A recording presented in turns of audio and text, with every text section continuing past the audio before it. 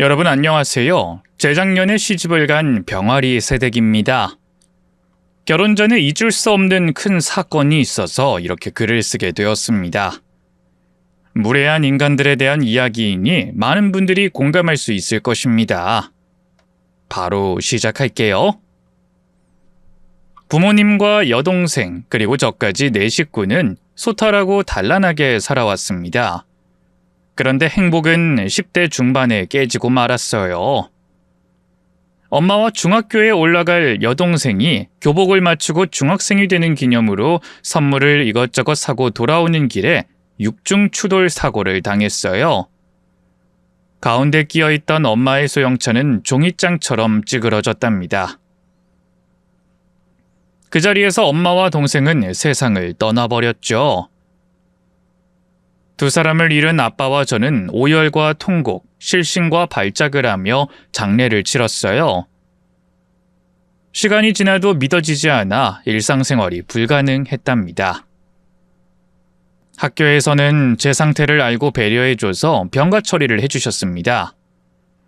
아빠는 계속해서 직장에 나가지 않아 해고 처리가 되었어요. 매일 술을 마시며 눈물로 하루를 보냈답니다. 아빠, 술 그만 마시면 안 돼? 라이야, 미안하다. 아빠가 너무 가슴이 아파서 이 술을 마시지 않으면 미칠 것 같아. 이러다 아빠도 큰일 날 것 같아. 술 그만 마시고 나랑 같이 병원에 가자. 나도 속상하고 가슴 아프니까 정신과 가서 상담 받아보자. 우리 딸이 아빠보다 낫네. 내 남은 자식을 위해 이러고 있으면 안 되는데 정말 미안하다. 근데 조금만 더 슬퍼하자. 시간이 지나고 상처가 치유되면 그때 움직이자. 아빠는 술을 끊을 생각이 없었고 엄마와 여동생을 놓아주지 못하며 몇 달의 시간을 보냈습니다. 저는 정신을 차리고 학교에 다니기 시작했고 아빠의 식사를 아침 저녁에 챙겨드렸어요. 생활비를 아빠 카드로 쓰고 있었는데 어느 날 카드 정지가 되었답니다. 사실 저희 집은 가난한 편이었고 벌이가 당장 없으면 생활하기 어려웠어요. 그럼에도 아빠는 마음을 추스리지 못해 전세였던 집을 월세로 돌리고 여윳돈으로 생활비로 주셨답니다. 딱 1년이 지나자 생활비도 떨어지고 월세 낼 돈도 없었어요. 제가 알바를 시작했지만 일하는 시간이 짧아 그것들을 전부 감당하긴 어려웠죠. 아빠, 생활비가... 라이야, 아빠 이제 정신 차렸어. 미안하다. 이 아빠 때문에 네가 고생이 많았어. 정말? 이젠 괜찮아진 거야? 응. 미안하다 우리 딸. 아빠가 한심하게 술만 먹고 지내서 걱정이 많았지. 이제부턴 아빠가 돈 벌 테니까 너 알바 그만두고 공부나 열심히 해라.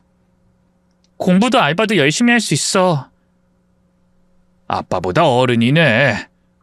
정말 고맙다. 그렇게 아빠는 1년간 괴로워하다가 엄마와 언니를 놓아주게 되었고 인력사무소를 매일 새벽에 나가 공사장에서 일하셨어요. 직장 생활을 하면 좋겠지만 재취업이 쉽지 않고 학벌도 고졸이라서 일자리를 얻는 것이 어려웠죠. 공사장에서 인부로 일하며 생계를 유지하던 아빠는 몇 달 뒤부터 기술을 배우기도 하셨어요. 몇 년 뒤부터는 용접도 하실 줄 알고 전기 배선, 타일 공사까지 척척 할 수 있어 공사장에서 꽤 많은 일당을 받으시며 일하셨습니다. 저도 아빠가 열심히 사시는 걸 보고 공부도 열심히 했고 알바도 고3 때까지 쉬지 않고 했답니다. 대학은 취업이 잘 된다는 2년제 대학으로 들어갔어요. 수석 입학이라 장학금을 받는 조건으로 입학했답니다. 여러 차례 시험도 잘 치러서 학점도 잘 관리했고 일러스트, 포토샵 같은 자격증도 따두어서 졸업과 동시에 중소기업의 디자이너로 손쉽게 취직할 수 있었습니다. 아빠는 제가 일만 열심히 하는 줄 알고 어느 날 걱정에 찬 눈으로 말씀하셨어요. 라이야, 너무 일만 하는 거 아니냐? 직장 집만 오가는 것 같던데. 너 취미생활이든 연애든 뭐라도 해야 하는 거 아니야? 아빠, 나 남자친구 있는데? 집에 오기 전에 항상 데이트하고 들어오는 거야. 뭐? 그런 거였어? 난 네가 매일 야근하고 늦게 오는 줄 알았잖아. 라이야, 네 남자친구는 어떤 사람이야? 널 많이 아껴주냐? 아빠가 많이 궁금해하는 것 같네. 그럼 보여줄까? 좋지. 우리 딸이 연애한다는데 아빠가 맛있는 거 한번 사줘야 하지 않겠냐? 내가 예전에 네 엄마랑 동생 잃고 난 뒤에 페인처럼 살면서 네 뒷바라지 제대로 못한 게 미안해 죽겠다. 갑자기 그때 이야긴 뭐하러 해. 우리 지금 완전히 잘 지내고 있잖아. 아무튼 아빠 쉬는 날 한번 데리고 올게. 그리하여 얼마 뒤에 아빠가 비 온다고 쉬는 날 남자친구를 집으로 데려갔습니다. 허허 웃음이 터진 아빠는 남자친구가 꽤 괜찮은 사람 같다며 좋아하셨어요. 질문은 거의 하지 않고 그냥 저의 어린 시절부터 지금까지의 모습을 상세하게 말씀하셨답니다. 이보게, 우리 라이가 말이야. 유치원 다닐 때 카네이션을 만들어 왔거든. 그때 고사리 손으로 내 가슴에 카네이션을 달아줬는데 가슴에서 피가 철철 났지. 오핀으로 내 살을 찔렀거든. 그런데도 난 아픈 거 하나도 모르고 우리 라이가 달아준 카네이션이라고 하루 종일 달고 다녔다니까. 그리고 초등학교 다닐 땐 학교에서 어찌나 인기가 많았는지 남자애들이 집 앞까지 졸졸 따라왔었어. 아마 따라다닌 남자애들 운동장에 세워두면 4열종대 2바퀴는 될 거야. 아빠, 말도 안 되는 농담 좀 그만해. 내가 무슨 인기가 있었어. 그리고 4열종대로 운동장 2바퀴? 아빠 눈에나 예쁜 딸이지 밖에 나가면 그냥 평범한 사람이라고. 아니야, 내 눈에도 예쁘고 다른 사람 눈에도 예쁘지. 이보게, 자네가 말해보게. 내 말이 틀렸나? 아닙니다, 아버님. 라이가 많이 예쁘긴 하죠. 인기도 많고요. 아빠는 다시 제 자랑을 쉴 새 없이 하셨습니다. 그렇게 식사를 맛있게 하고 남자친구를 돌려보냈는데 잠자리에 든 아빠가 눈물을 흘리고 계셨어요. 아빠 울어? 라이 아직 안 잤니? 아빠 방에 불이 켜 있어서. 왜? 내 남자친구 보니까 눈물이 나? 아님 오늘 엄마랑 동생이 있었으면 좋았을 거라 생각하니 눈물이 나는 거야? 아빠는 제 말을 듣고 고개를 끄덕였습니다. 우리 라이가 잘 살아주는 것도 고맙고 우리 아내 둘째 딸 세이가 그리워서 눈물이 나네. 아빠가 정승맞게 굴어서 미안하다. 아니야, 울고 싶으면 울어도 돼. 대신 너무 자주 울지는 마. 그래, 라이야. 항상 고맙고 미안하다. 마음이 여린 아빠는 저 몰래 많은 눈물을 흘리셨습니다. 종종 저한테 들켰어요. 그럼 위로를 해드리고 괜찮다고 등을 쓸어드렸습니다. 남자친구는 사귄 지 2년 뒤에 헤어지게 되었고 다른 남자를 만났어요. 그리고 또 어느 정도의 기간이 지나고 헤어진 뒤 또 다른 남자를 만났죠. 29살에 소개팅으로 만나게 된 남자친구는 이전에 만나던 남자들과는 다르게 세심하고 감수성이 넘치는 사람이었어요. 남의 눈치를 보지 않고 애정 표현을 많이 해줬는데 그런 것들이 진심으로 다가와 기분 좋았답니다. 오빠, 저번에 나 염색도 해주더니 오늘은 네일 아트 해주겠다고? 내가 유튜브 보면서 배웠어. 내 손톱에 실컷 연습해서 꽤 잘해. 어서 손 내밀어봐. 무슨 남자가 네일 아트를 해. 오빠 진짜 상상 이상으로 날 좋아하는 거야? 아님 모든 여자한테 이렇게 해줬어? 나 이런 거 처음이야. 여자친구 머리 염색해주는 것도 네가 처음이었고 네일 아트도 처음이야. 네가 얼마나 좋으면 이러겠냐? 아무튼 난 이렇게 널 엄청 사랑하니까 잘 알고 있으라고. 어서 손이나 내밀어봐. 남자친구가 제 손톱에 정성 들여서 예쁘게 네일 아트를 해줬는데 전문가 못지않게 엄청 잘했어요. 손톱에 이어서 발톱에도 매우 귀여운 곰돌이도 그려줬고 강아지도 그려줬답니다. 하루에 전화를 10통 이상씩 하며 자기가 뭐하고 있는지 보고도 하고 제가 무얼 하는지 어떤 감정인지 항상 궁금해했어요. 사귀면 사귈수록 더 깊어져서 연애 기간이 길어지면서 더 깊은 사이가 되었답니다. 31살이 되자 아빠가 넌지시 말을 꺼내셨어요. 라이야, 이번 남자친구는 어떠냐? 아직 집에 안 데리고 온 걸 봐선 그닥 사이가 안 좋은 거냐? 아니, 여태껏 만난 남자 중에 최고로 좋아. 그래? 그럼 어서 인사시켜줘. 너 시집갈 나이 됐으니까 이제 마음의 준비해야지. 결혼? 아빠 너무 이른 거 아니야? 요즘 31살은 애기라고 불려. 내 눈엔 라이 네가 애기로 보이지. 근데 30대가 됐으니 마음에 맞는 남자 만나고 있는 거면 결혼하는 게 좋다. 내가 손주를 보고 싶기도 하고. 아빠는 엄마와 여동생을 잃고 저와 둘이 남겨진 게 늘 쓸쓸했는지 제가 고등학교 때부터 손주 이야기를 하시곤 했답니다. 건강하게 낳기만 하면 아빠가 뒷바라지를 다 해주시겠다고 하시면서 말이죠. 결혼이라... 아빠, 프로포즈 받으면 그때 소개해줄게. 이번 남자친구는 나도 좀 진지하게 만나고 있으니까 확신이 서면 그때 데리고 올게. 저도 생각이 있고 계획이 있다는 걸 알리며 아빠를 진정시켜드렸습니다. 그런데 짜맞춘 것도 아닌데 얼마 지나지 않아 남자친구가 프로포즈를 했어요. 앞으로 늙어 죽을 때까지 저의 머리를 염색해 줄 것이고 네일아트를 해줄 것이라면서 자기 아내가 되어달라고 했죠. 이런 프로포즈를 받아본 사람은 아마 얼마 안 계실 겁니다. 아무튼 그동안 세심하게 사랑해준 남자친구와 결혼하기로 결정했고 아빠께 인사를 시켜드렸어요. 자네가 우리 라이 마음을 훔친 도둑놈인가? 농담 섞인 큰 목소리로 그이에게 말했어요. 남자친구는 겁을 지려먹고 벌벌 떨면서 대답했습니다. 아버님, 죄송합니다. 제가 따님을 라이랑 결혼이 하고 싶습니다. 평생 울리지 않고 잘해줄 수 있겠나? 만약 내 딸 울리면 자네 눈에선 피눈물이 흐르게 해줄 거야. 네? 네, 그럼요. 당연히 라이 울리지 않고 잘하겠습니다. 아버님, 허락해 주십시오. 자식 귀엽네. 듣던 대로 순진하면서도 말은 똑바로 잘하는구만. 그래, 난 내 딸이 좋다는 남자라고 하니까 다른 질문은 안 하겠네. 내 딸하고 잘 살아주면 그걸로 됐다고. 저에 대해 궁금한 게 없으세요, 아버님? 뭐 사람 사는 게 다 거기서 거기 아니겠나? 궁금한 게 있다면... 자네 부모님은 두 분 다 살아 계시나? 라이한텐 내가 유일한 가족이네. 저는 엄마랑 여동생이 있습니다. 아버진 제가 군대 있을 때 사고로...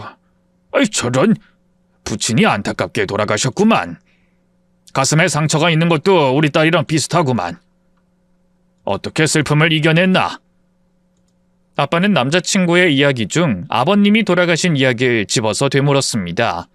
그러자 남자친구는 아버님 생각에 잠시 잠겨서 눈시울을 붉혔답니다. 아버지를 잊은 적 없습니다. 항상 제 등 뒤에 서서 지켜보신다고 생각하고 있어요. 그럼 마음이 든든하거든요. 이 사람 참... 괜찮네. 부친께서 자네를 자랑스러워하실 것이네. 이젠 내가 자네 뒤에 서 있어 줄 테니 나에게도 의지하게나. 아버님, 감사합니다. 정말 감동입니다. 앞으로 좋은 사위, 아니 좋은 아들이 되도록 노력하겠습니다. 그렇게 가족을 잃은 이야기와 서로를 지켜주겠다는 이야기를 하며 멋진 시간을 보냈고 며칠 뒤에 시댁에 인사를 가게 되었답니다. 연애하던 중 한 번 찾아뵌 적이 있었는데 정식으로 인사를 가게 되니 엄청 떨리는 마음으로 향했습니다. 예비 시모와 시누이는 밥상을 정성스럽게 차리고 절 기다리고 있었습니다. 어머님, 지은씨, 안녕하셨어요? 라이 왔구나. 어서 들어와라. 언니, 두 번째 만남이네요. 우리 오빠랑 결혼까지 한다니 꽤 인연이 깊었나 봐요. 네, 오빠가 믿음직스러워서 제 마음이 저절로 움직였어요. 시어머니가 어서 앉아서 밥부터 먹자고 하셨습니다.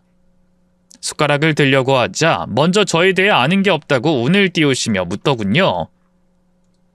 라이야, 내 아들이 집에서 말을 잘 안 해. 너에 대해 아는 게 하나도 없어서 질문 좀 해도 되겠냐? 아, 그래요? 오빤 제 옆에 있으면 수다쟁인데 집에선 안 그러나 봐요. 이놈이 지 애인한테는 아주 잘하는 모양이구나.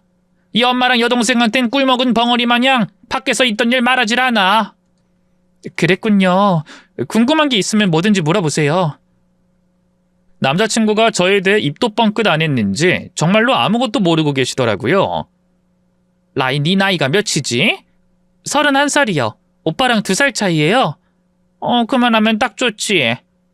시어머니가 고개를 끄덕이며 다음 질문을 생각하자 신우이가 빈틈을 노리고 질문했습니다. 언니, 지금 어디 다녀요? 회사 어디 다니냐고요?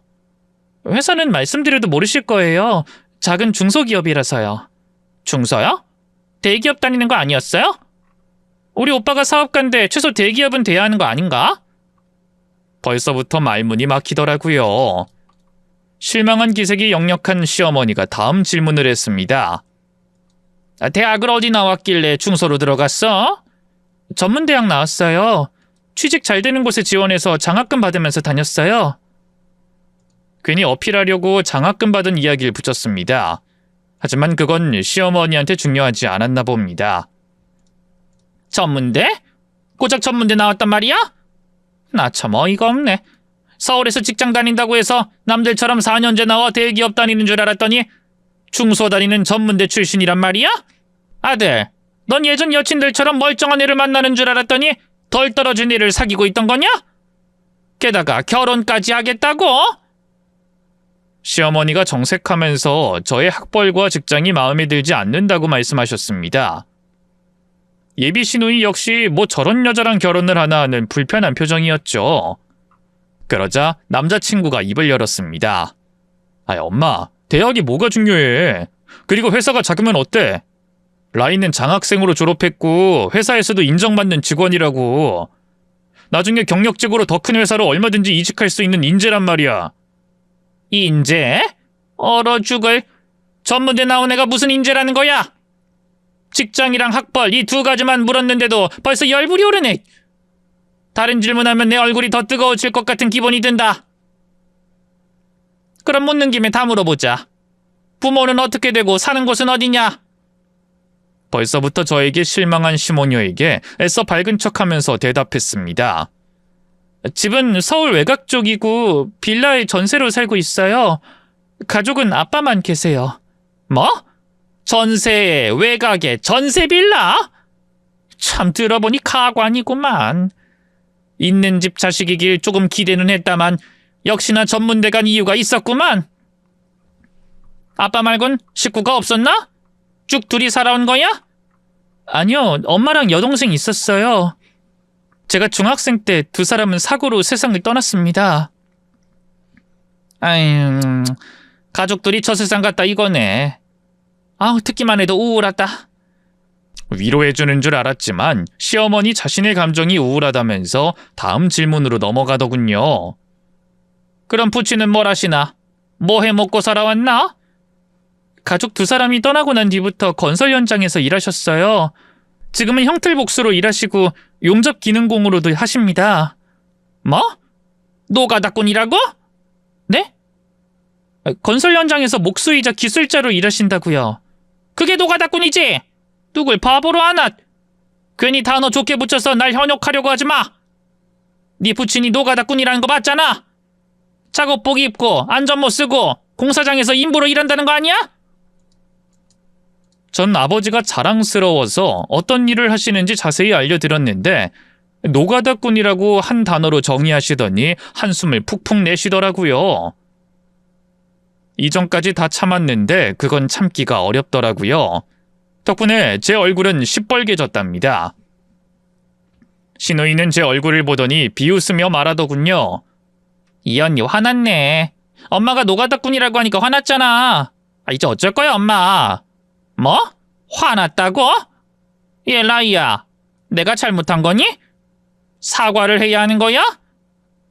저는 고개를 들고 떨리는 입술을 열었습니다. 네 어머님, 아빠에 대한 발언은 사과해 주셨으면 좋겠어요. 뭐가 어째? 시어머니가 기가 찬다며 혀를 차며 침을 튀겼고 무슨 사과를 요구하냐고 신경질을 냈습니다. 남자친구는 중간에서 어쩔 줄 몰라 하며 두리번거리다가 이내 시어머니한테 따끔하게 말했어요. 엄마 그만해! 라이가 무슨 잘못을 했다고 그렇게 짜증 부리면서 말하는 거야? 솔직히 조롱하듯 말했잖아. 왜 아버님 직업을 비하해? 그리고 사는 곳이 어디든 대학을 어디 나왔든 그게 무슨 상관이야? 이놈이 눈에 뭐가 씌어서 찌를 키워준 엄마한테 승질을 내네. 집에 인사 오자마자 이렇게 분란이 나는 걸 봐라. 얜 우리 집안에 들어오면 안 된다. 우리 집에 들어온 지 30분 만에 언성이 높아지고 사과를 하라 마라 말하는 걸 보라고. 이 결혼이 안 된다는 건 너도 알겠지? 아니, 엄마랑 지은이가 이해 안 돼. 내가 집에서 라이에 관해 이야기를 안 하길 잘했네. 만약 다 말했으면 만나지 말라고 엄청 뭐라 했을 거 아니야? 그래, 진작 알았으면 연애도 반대했을 거다. 난 네가 최소한 이전 여자친구들과 동급으로 만날 줄 알았다고. 근데 해도 해도 너무한 거 아니냐? 전문대 출신에 중소기업 다니는 데다가 노가다꾼 호래비가 있다는데 어떻게 널 그런 집구석에 장가를 보내? 내 눈에 흙이 들어가기 전까진 절대로 안 된다. 밥숟가락을 뜨기 전에 이 모든 대화가 오갔어요. 저는 더 앉아있다간 눈물이 터져 나올 것 같았고 화도 터져 나올 것 같아 그 집에서 나와버렸습니다. 저를 따라 나온 남자친구에게 확실하게 전했습니다. 나랑 우리 아빠 이렇게 무시당할 만큼 못난 사람 아니야. 아빠에 대해 함부로 말하는 사람들과는 한 식구가 될 수 없어. 게다가 오빠랑 결혼했다간 아주 그냥 잡아먹히겠어. 우리 끝내. 라이야, 너까지 왜 그래? 엄마는 내가 설득하면 돼. 그러니까 한 번만 참아주라. 아니, 안 참아. 내가 잘못한 것도 없는데 왜 욕을 먹어야 하는 건데? 미안해. 내가 대신 사과할게.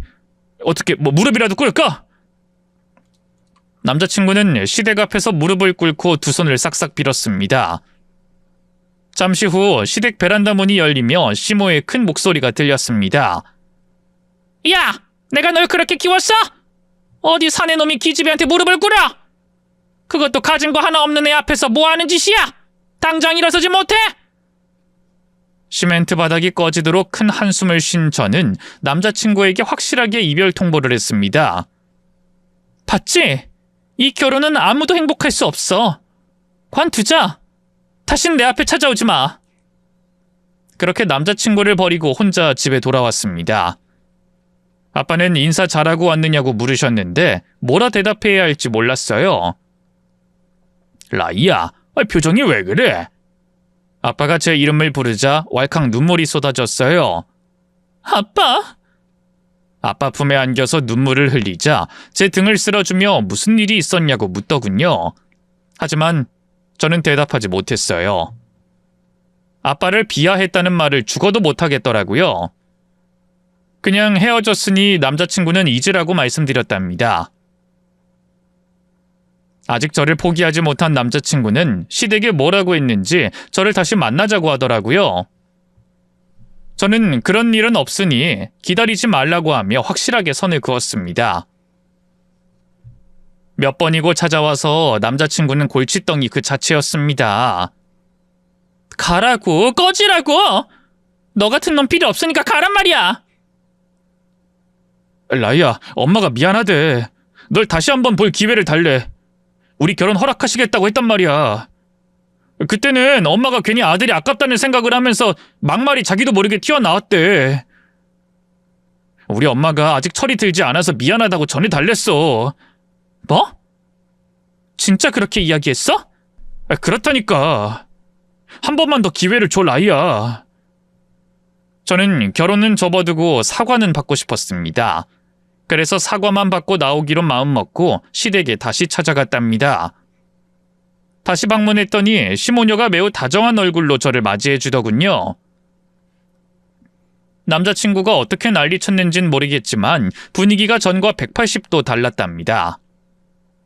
라이씨, 지난번에 내가 말이 심했어. 미안해. 네? 진심이세요, 어머님? 그래, 내가 잘못했어.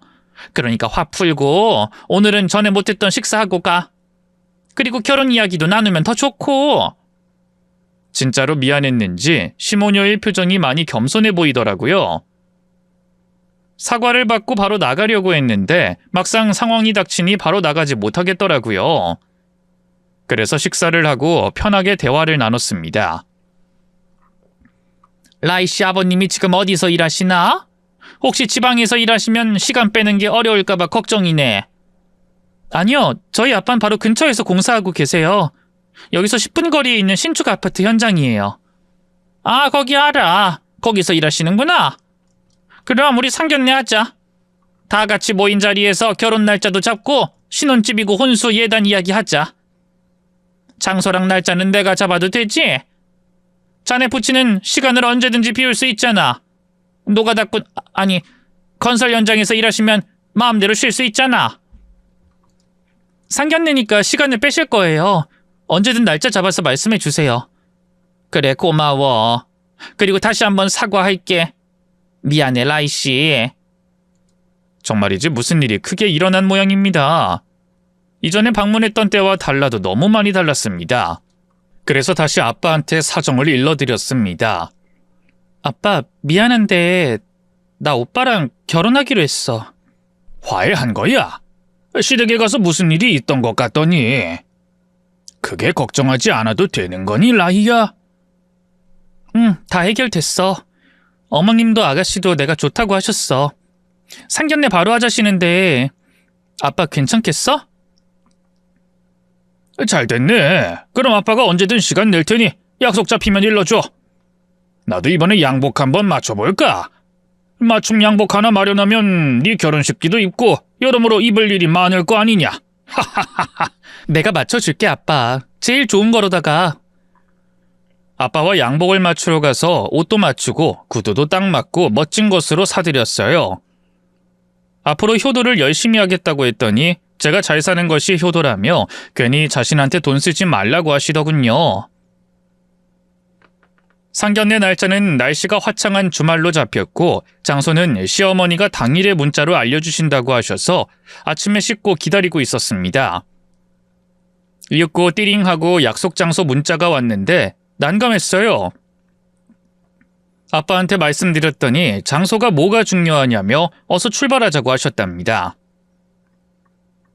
금방 도착한 상견례장은 아빠가 공사하는 신축 아파트 앞 한밭집이었습니다. 정오가 되기 전에 도착했는데 손님들이 꽤 많더군요. 아빠 미안해. 어머님이 다른 데 예약을 못 하셨다고 여기서 하자고 하시네. 그럴 수도 있지 뭐. 친근하고 편한 자리니 더 좋네. 아빠는 멋쩍은 웃음을 지으셨고 전 민망하고 난감한 얼굴로 시댁 식구들을 기다렸습니다. 30분이나 늦게 들어온 시모녀와 남자친구는 바로 사과부터 하더군요. 아이고, 라이 아버님 죄송합니다. 오는데 차가 막혀서요. 걸어서 10분 거리인데 차를 타고 왔다는 말에 벌써 기분이 상했습니다. 아빠는 아무렇지 않다면서 어서 자리에 앉으라고 하셨어요. 사돈 늦을 수도 있는 거죠. 전 괜찮습니다. 라이랑 둘이서 재밌게 수다 떨고 있었습니다. 한식당 예약을 한 줄 알았는데 누락됐더라고요. 그래서 사돈과 어울리는 집을 생각하다 여기 한밭집으로 정했어요. 평소 드시던 거라 괜찮으시죠? 네네, 좋습니다. 매일 오는 곳인데 양복 입고 오니 좀 남다른 기분이 들기도 합니다. 자, 그럼 다들 일어나서 밥 떠올까요? 여기 셀프인 건 아시죠? 그래요, 먼저 떠오세요. 저흰 속이 안 좋아서 좀 이따 먹을게요. 네? 어허, 속이 안 좋다니 할 수 없죠. 그럼 속 괜찮은 사람은 일어나죠. 아빠와 저, 남자친구만 일어났고 시모녀는 다리를 꼰 채로 가만히 앉아 있었습니다. 남자친구가 시모녀한테 눈치를 주는데 전혀 움직일 생각이 없더라고요. 기분이 팍 상했는데 일단 아빠가 하라는 대로 밥과 반찬을 떠서 자리에 돌아왔습니다. 사돈, 그럼 저희라도 식사하겠습니다. 네, 맛있게 드세요. 아빠가 수저를 들자 저와 남자친구도 식사를 시작했어요. 시어머니는 아빠가 체하길 바라셨는지 바로 불편한 말씀을 늘어놨습니다. 사돈, 제가 생각해봤는데 애들 결혼하면 제가 데리고 사는 게 나을 것 같아요. 몇 년 살림하는 거 배우고 나서 분가시키는 게 현명한 선택 같습니다. 그리고 결혼식은 스몰 웨딩으로 딱 여기 있는 사람만 참여하도록 하죠. 아이, 스몰 웨딩은 그렇다 치고 시집살이를 시키겠다고요? 네. 아무래도 라이가 할 줄 아는 것도 없고 돈도 없으니 시집살이부터 하는 게 응당 공정하지 않겠어요? 제 아들이 하도 결혼하겠다고 보채는 바람에 허락한 거거든요. 이놈이 고집이 있어서 제가 넘어가 준 겁니다. 시어머니는 마치 한 마리 맹수가 되어 싸움이라도 하자는 듯이 돌격적인 말투로 말했습니다. 아빠는 밥을 드시다 말고 수저를 내려놓으셨고 저에게 시집살이를 하기로 한 거냐고 물으셨습니다. 저는 도리질을 하며 지금 처음 듣는 거라 대답했고요. 사돈, 우리 라이한테 미리 언지를 주지 않으셨는데 지금 이렇게 시집살이를 하라고 말씀하시면 저도 손해보고 아들 장가 보낼 수 없잖아요. 사돈이 저희가 원하는 걸 다 맞춰줄 수 있는 것도 아니고요. 혼수랑 예단, 우리가 원하는 대로 해주실 수 있어요? 아이, 못할 것도 없죠. 제가 딸을 위해 살아왔고 돈을 벌어왔으니 얼마든지 해줄 수 있습니다. 그러자 시어머니가 혀를 차며 무시하는 태도로 말했습니다. 요즘 노가다꾼 일당이 꽤 많은가? 참 당당하시네. 그 말에 이어 시누이가 껄껄대며 짓거렸습니다. 엄마, 노가다꾼이 개미처럼 매일 일하면 월급이 꽤 많을걸? 일당이 15만 원도 넘을걸? 도대체 왜 상견례를 하자고 한 건지 모르겠더라고요. 이런 식으로 공격적이고 불만적으로 말할 거면 왜 허락하는지 이해가 되지 않았습니다. 이윽고 시어머니가 쐐기를 박는 말을 하더군요. 사돈, 우리 아들이 하도 라이랑 결혼하고 싶다고 해서 허락한 겁니다. 하지만 결혼만 허락한 거지 다른 건 다 제 맘대로 할 거예요. 시집살이 시킬 거고 혼인신고는 분가할 때 시킬 겁니다. 물론 그 전에 서로 맞지 않으면 뒤도 안 돌아보고 헤어질 거고요. 뭐라고요? 이봐요, 사돈. 헤어질 건 미리 계산해뒀단 말씀입니까? 그럼 우리가 그 정도 계산도 안 하고 결혼 허락을 했겠어요? 아참, 요구 조건이 또 있는데 우리 아들 사업 확장해야 하는데 사돈이 도와주실 수 있어요? 노가다 뛰어서 번 돈이 많다고 하니 그 돈으로 마련해 주시면 되겠네요. 사돈, 꼭 싸우자는 말투 같군요. 제가 건설 현장에서 일하는 게 불만이신가 봅니다. 네, 오늘 제 아들에게 제대로 정신교육 시키고 싶었어요. 어떤 집안과 결혼하려는 건지 확실하게 일러주고 나서 그래도 결혼이 하고 싶다고 하면 시킬 생각이었답니다. 사돈이 제 아들에게 해줄 수 있는 게 뭐가 있나요? 없으시죠? 사돈 아들은 충분히 능력이 있으니 혼자 알아서 잘할 거라 믿습니다. 제가 도움이 필요하면 뭐 대출이라도 받아서 도와주면 되고요. 진짜 가진 게 없으시네. 듣다 보니 걱정이 되네요. 사돈이 노가다 뛰다 다쳐서 일을 못하거나 나중에 일을 관두면 제 아들 등골 빨아먹고 사실 거죠? 사위 하나 잘 얻어서 라이랑 둘이 편하게 먹고 살 계획이시죠? 말이 너무 심하자 아빠가 언성을 높였습니다. 이봐요, 사돈! 지금 상견례를 하러 나온 겁니까? 저한테 화를 내러 나오신 겁니까? 보아하니 애들 결혼시킬 마음이 없는데 억지로 나오신 것 같군요. 어머머, 내 마음을 들켜버렸네? 내 아들이 정신 차리고 각성하고 헤어지면 좋을 것 같아서 상견례까지 오게 된 겁니다. 제가 제시한 제안은 받아들이기 어려우시죠? 시집살이도 제 아들 사업 확장도 도와주기 어려우시죠? 이제야 라이한테 억지로 사과해서 더러워진 기분이 풀리네. 야, 아들, 이제 네가 결혼하려고 했던 집안 수준 알겠지? 너 이 집에 장가가면 노가다 뛰던 노인네한테 돈 대줘야 한다. 꼴을 봐라. 이래도 아직 느끼는 게 없니? 아빠가 기가 차서 실소를 하셨고 남자친구는 이 모든 상황이 믿기지 않는지 눈을 깜빡거리며 멍하니 앉아 있었습니다. 저는 이미 결혼할 마음이 떠나버렸고요. 시모가 다시 저와 아빠를 비하하는 말을 짓거렸습니다. 노가다꾼의 중소기업 딸내미라니. 내가 이런 사람들한테 시간을 쓰고 있다니. 김창숙 많이 죽었다. 저는 자리에서 일어나 화를 내려는데 아빠가 제 손목을 잡고 고개를 흔들었습니다. 참으라는 신호를 주셔서 숨만 쌕쌕 크게 쉬었답니다. 그런 저를 보고 시모녀가 비웃더니 그만 자리에서 일어나자고 하더군요. 오늘 우리가 시간을 많이 썼네요.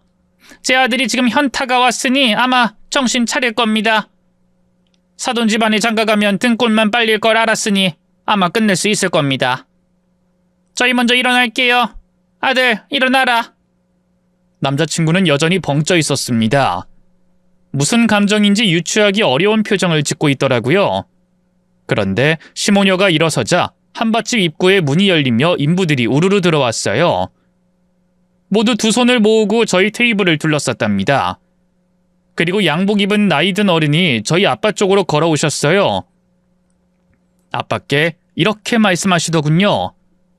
회장님, 오늘 상견례 하는 날이셨습니까? 그럼 저한테 말씀을 하시지 그랬어요. 제가 회장님 모시는 전무 아니겠습니까? 지금이라도 좋은 곳으로 모실까요? 그러자 아빠는 손으로 코를 훔치더니 말씀하셨어요. 김 전무 됐네. 이미 파토난 것 같아. 이 집안이랑은 사돈 못 맺어. 우리를 여기 한밭집에 부른 이유가 개 무시하고 깔보고 나서 파토 내려고 온 거더라고. 아니, 회장님을 무시하고 깔보다니요. 어떻게 그런 일이... 건설회사의 수장인 회장님을 반대하는 사람이 있다니 참으로 놀랍습니다. 이쪽 집안은 어떤 재벌이길래 그런 겁니까? 재벌? 듣자 하니 자꾸한 바깥 사돈의 유산으로 먹고 산다고 하네. 뭐 돈이 수백억이 있나 보지. 저는 아빠와 김전무라는 어른의 대화를 듣고 깜짝 놀랐습니다. 제가 모르는 아빠의 비밀을 듣고 소스라치게 놀랐어요. 시모녀도 놀란 건 마찬가지였고요. 김전무님은 시모한테 말을 건넸습니다. 저기 여사님, 저희 회장님과 사돈을 맺기 싫다고 하셨나요? 노가다꾼이라고 개무시를 하셨다는데 진심입니까? 네? 아니요, 저는 그러니까 실수예요. 예, 맞아요, 실수. 우리 며느리한테 괜히 기강 잡으려고 폼 잡은 겁니다. 사돈, 기분 상하셨다면 풀어주세요. 지금까지 한 말은 진심이 아닙니다. 애들 결혼하면 당연히 분가시켜야죠. 그리고 아들내미 사업은 알아서 잘할 겁니다.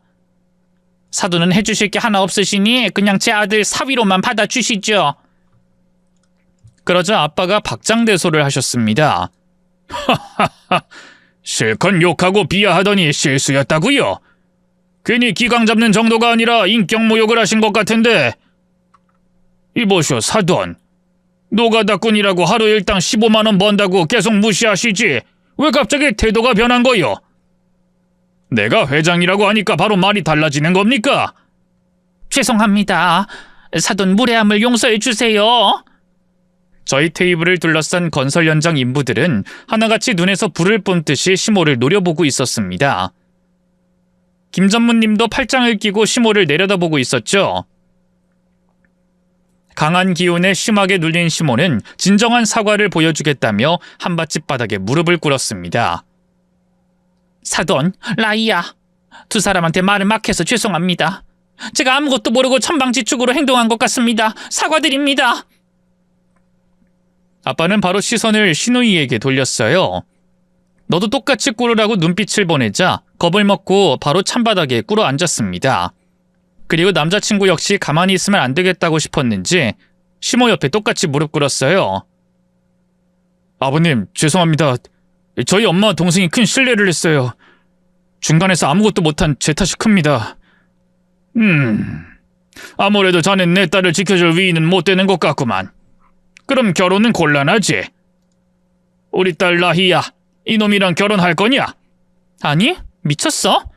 방금 이 사람들이 아빠한테 한 짓이 있는데 어떻게 결혼하겠어? 바로 쫑이지. 들었지? 쫑이란다.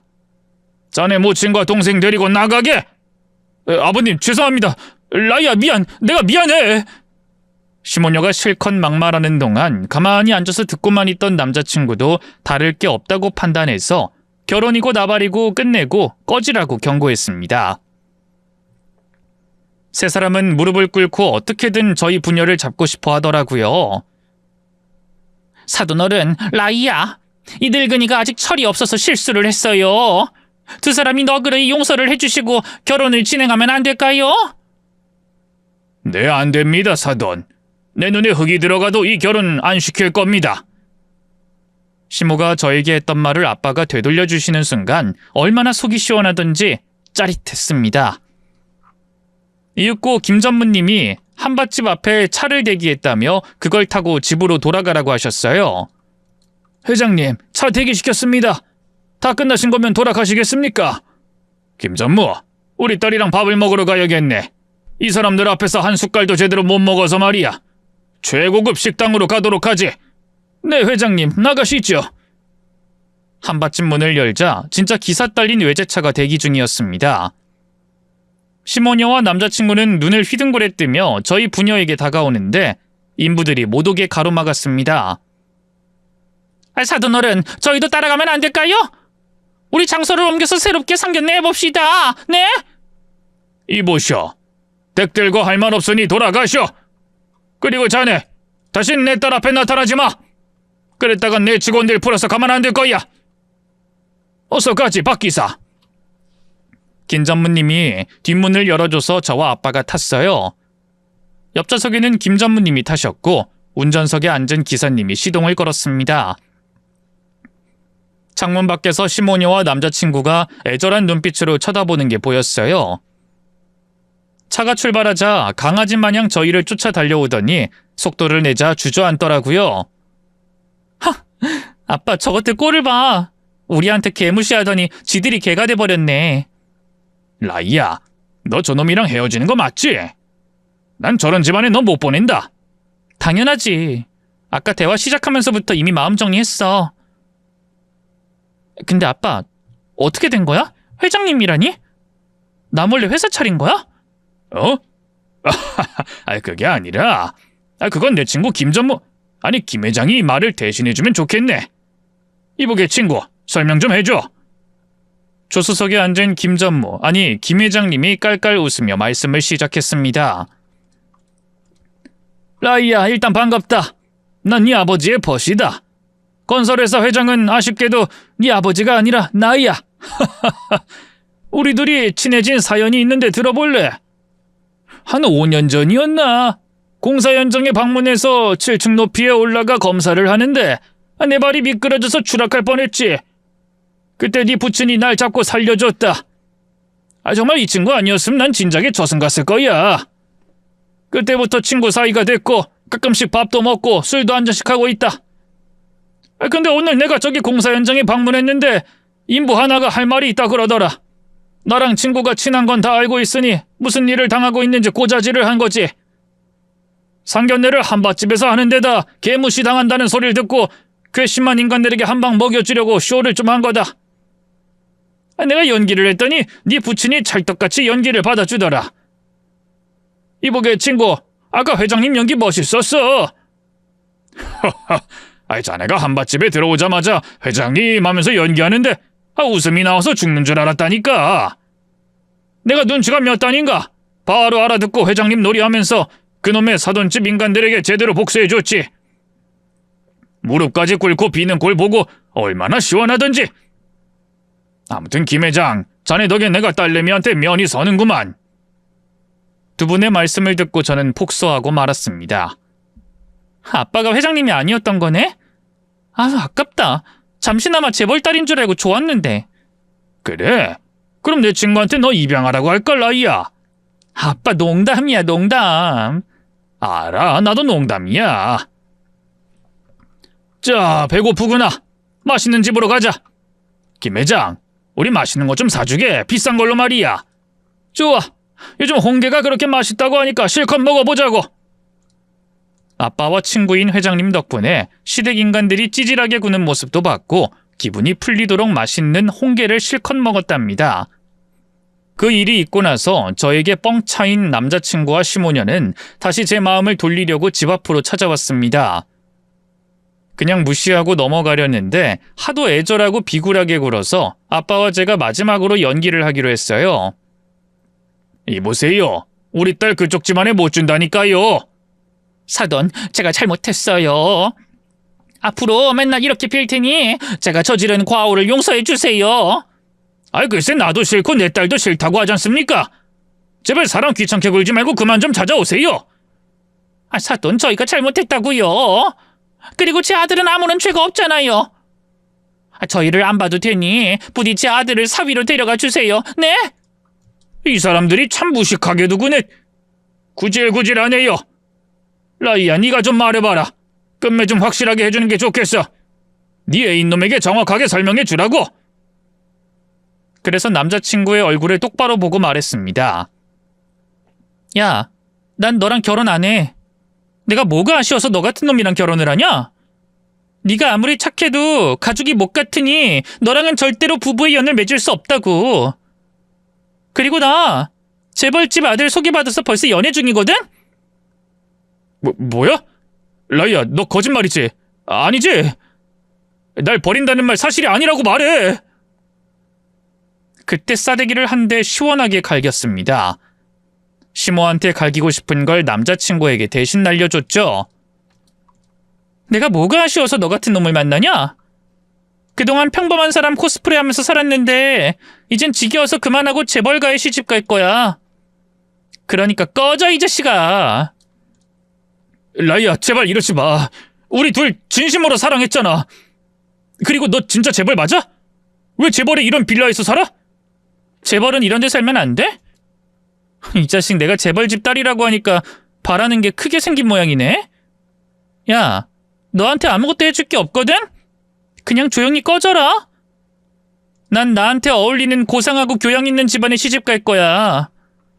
네 엄마랑 여동생처럼 무식하고 천박한 집안의 인간은 다시는 상종도 하지 않을 거라고. 그렇게 처참하게 막말을 해줬더니 세 사람이 포기하더군요. 어깨가 얼마나 무거워 보이던지 너무 웃겨서 코를 흘렸답니다. 아빠, 저것들 아직도 우리가 재벌이라 생각하고 아쉬워하는 거 봐봐. 그러게 말이다. 돈이 있고 없고가 이렇게 극명하게 차이가 나네. 에휴, 속은 시원한데 라이 너한텐 미안하구나. 아빠가 좀 잘났으면 무시당하지 않았을 텐데. 무슨 그런 말씀을 하셔. 난 아빠 딸인 게 자랑스럽고 행복하거든? 나야말로 아빠한테 죄송해. 저런 집안에 시집 가겠다고 아빠한테 실망만 드렸잖아. 그럼 우리 서로에게 미안한 거니까 비긴 거다. 그렇게 되나? 좋아. 그럼 저 인간들 이야기는 다신 꺼내지 말자. 아빠와 저는 웃으며 시댁 인간들을 훌훌 털어버렸습니다. 그리고 남친과 헤어지고 얼마 지나지 않아 아빠의 친구인 김 회장님이 저에게 소개팅을 제안하셨습니다. 라이야, 내 동생 아들인 조카도 우리 회사에서 일하는데 꽤 능력이 있다. 얼굴도 잘생기고 키도 번칠해. 한번 만나보지 않겠냐? 그런 분이 왜 저를 만나요? 저는 평범하게 중소기업 다니는 사람이잖아요. 그런 거 따지는 놈이면 내가 소개해주겠다는 말을 꺼냈겠냐? 내 조카는 내가 보장해.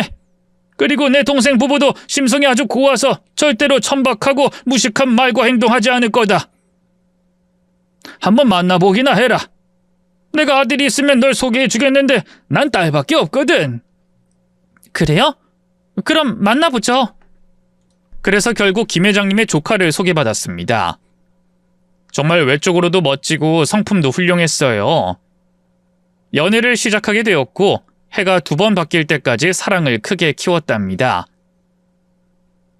그리고 마침내 제대로 된 상견례를 하고 결혼식까지 올리게 되었어요. 남편과 시부모님은 친정아빠를 걱정해서 공사장 일을 그만두라고 말리기까지 했어요. 그래서 아빠는 환갑이 지나 경비원으로 일하기 시작하셨어요. 일하지 말고 놀라고 해도 아빠는 아직 한창이라며 저에게 남겨줄 게 뭐라도 있어야 한다면서 고집을 부리셨답니다. 현재 아빠는 매우 건강하게 지내고 계시고 저와 남편도 각자 직장 생활하며 평범하게 잘 지내고 있어요. 제가 살아온 가정사와 악연으로 만났던 예비 시모녀가 계모씨와 모욕과 그걸 처참하게 밟아주고 10배로 심한 수치심을 돌려준 저의 사연은 여기까지입니다. 앞으로 아이도 낳고 친정아빠와 시부모님과 단란하게 지내고 싶네요.